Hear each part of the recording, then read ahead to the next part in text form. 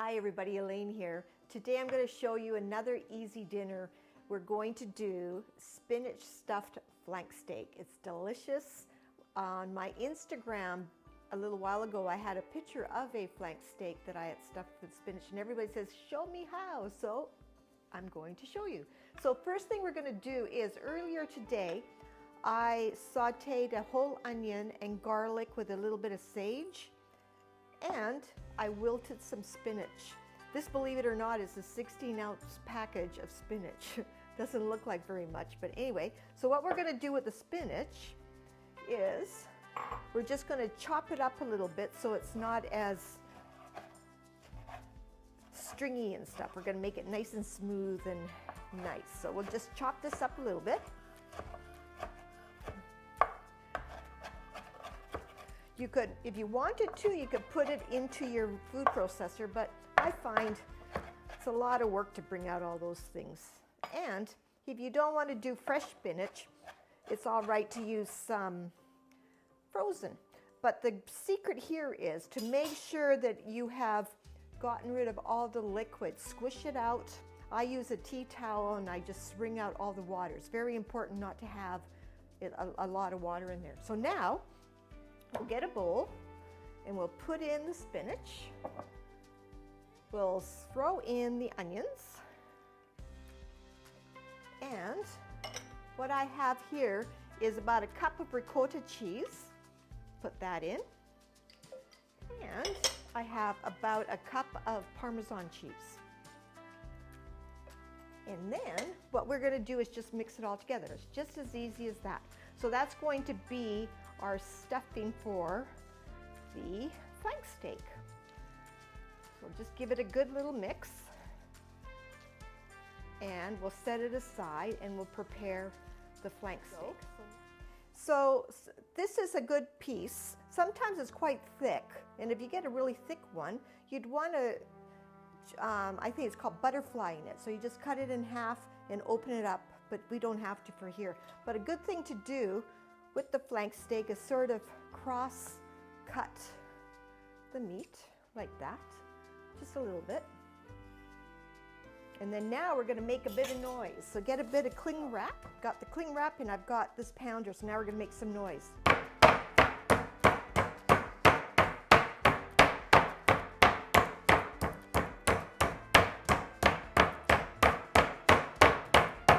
Good way to get your aggravations out.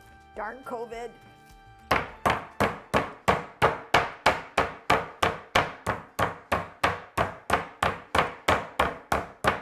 It's a good way. The reason why we're doing this, not only to flatten it a little bit, but also it's a good way to help tenderize the meat. So we're going to do it on the other side too.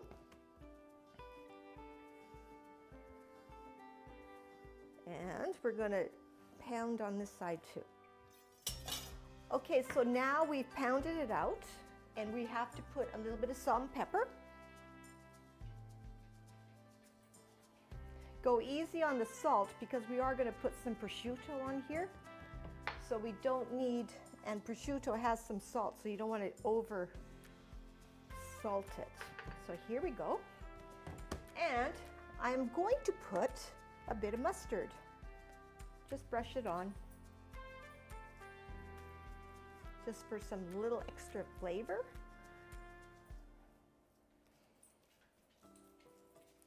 Okay, and now we've done the mustard, so now we're going to put on the prosciutto.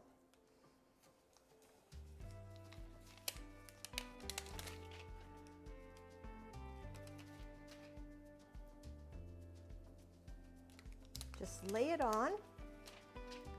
Nice layer of yummy prosciutto. And by the way, I have the oven preheated to 400 degrees. We're going to brown this before we put it in, but it's all ready to go.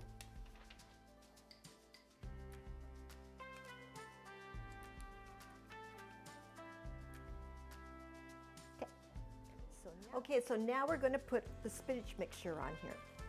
The spinach and the onions, I should say. So we're going to put a good dollop on there. Oops.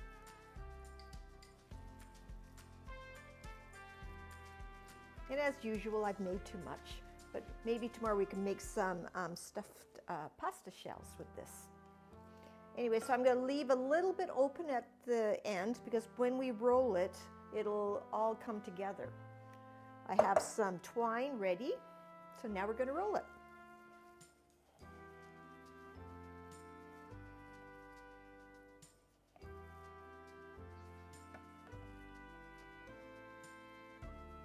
Just like that. We're going to get our twine and just give it a good closing so it doesn't open up when it's cooking. I think 3 pieces is good enough.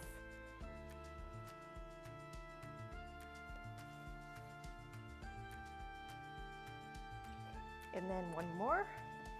And then we're ready to throw it onto the pan. So what we're going to do is brown it all. So sear it all in, sear all the nice juices into the meat so we're not going to lose it in the oven. And this takes a few minutes, but it's worth doing. So now we're going to go to the pan and brown it.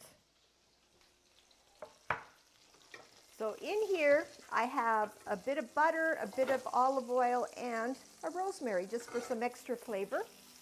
And once that gets nice and warm, hot, we're going to put it in.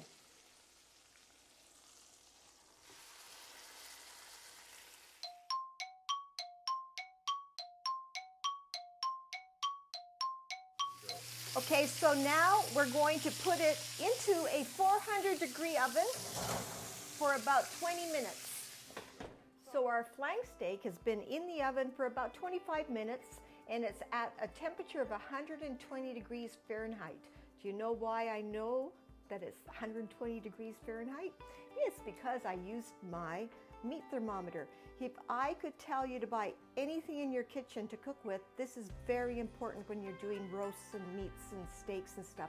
Go get one. Anyway, so we're ready to come out and it looks beautiful. So here we go. It's gorgeous. So we're going to take it out. Now it's very important when you're cooking meat to let it rest for a bit. So get a little piece of tin foil and tent it for a few minutes. So 120 degrees, when you let it tent, it'll go to 125 degrees. So whatever your meat is at when you take it out, give it another 5 degrees, and that's probably what it'll be at when you cut into it. So while your meat is resting, it's a good time to get the rest of your dinner together. So you got a good 5 minutes. So for this dinner, I've made a beautiful endivo and radicchio salad with simple oil and vinegar, salt and pepper. That's it. Just have that on the side, and it's a beautiful accompaniment, beautiful color. So let's see what this looks like. Are you ready? I'm ready. There you go. Looks gorgeous. So let's cut into it and see how it looks. Perfection. Check that out. It's beautiful, beautiful, beautiful.